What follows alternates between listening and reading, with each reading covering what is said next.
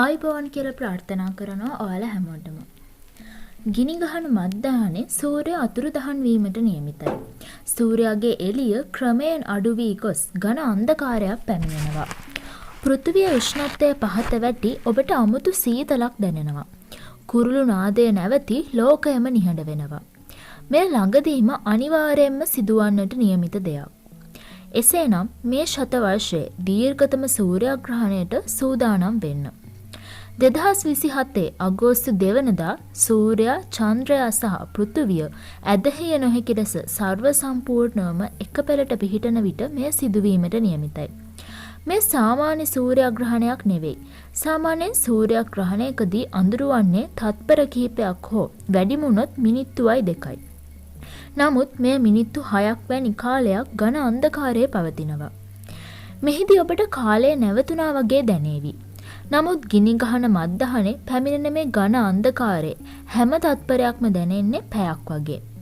මෙහිදී හරි අපූර්ව දෙයක් සිදු වෙනවා. සූර්යාගේ පිටත වායුගෝලයේ නොහොත් කොරෝනාවක සුදු ගින්දරමින් පිටතට දිලිසෙනවා.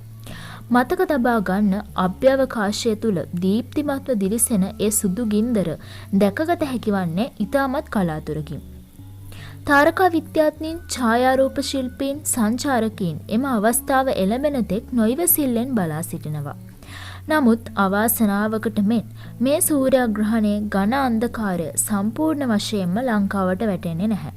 ලංකාවට දිස් වෙන්නේ අර්ධ සූර්යග්‍රහණයක් විදිහට විතරයි. පූර්ණ සූර්යග්‍රහණය පටන් ගන්නේ නැගෙනහිර ඇට්ලන්ටික් සාගරයට ඉහළින් ගමන් කරනවා සමගම. ඒ නිසා උතුරු අප්‍රිකාව, දකුණු ස්පාඤ්ඤ, මැද පෙරදිග අප්‍රිකාවේ අග ප්‍රදේශවලට පමණයි පූර්ණ සූර්යග්‍රහණයක් දිස් වෙන්නේ. මේ අතරිනුත් ඊජිප්තුවේ ලක්සෝර් නගරවාසීන් ඉතාමත් වාසනාවන්තයි. මොකද ඒ අසල ප්‍රදේශයේ මිනිත්තු 6යි තත්පර කිහිපයකුත් ඝන අන්ධකාරයෙන් වැසී යනවා. මේ වන විටත් මේ අත්දැකීම ලබා ගැනීමට ඊජිප්තුවේ ලක්සෝර් වල නිවාඩු නිකේතන වෙන් කරගෙන ලෝකයේ බොහෝ දෙනා සිටිනවා වෙන්න පුළුවන්. ජීවිතේ කවදාවත් අමතක නොවන මේ මිනිත්තු 6 පුරාවටම විශ්වයේ චලනය අත්විඳින්න පුළුවන්. ඒ වගේම පෘථිවිය සිට මෙහි බලය අත්විඳින්නත් පුළුවන්. ඉතින් කලාතුරකින් එන මේ වගේ සූර්යග්‍රහණයක් ගැන ඔයාලට මොකද හිතෙන්නේ? ඔයාලගේ අදහස් කමෙන්ට් කරගෙන යන්න. ඒ වගේම ලෝකයේ සිද්ධ වෙන මේ වගේ තොරතුරු දැනගන්න අපේ channel එක subscribe කරලා bell button එක click කරලා දිගටම අපිත් එක්ක එකතු වෙලා ඉන්න.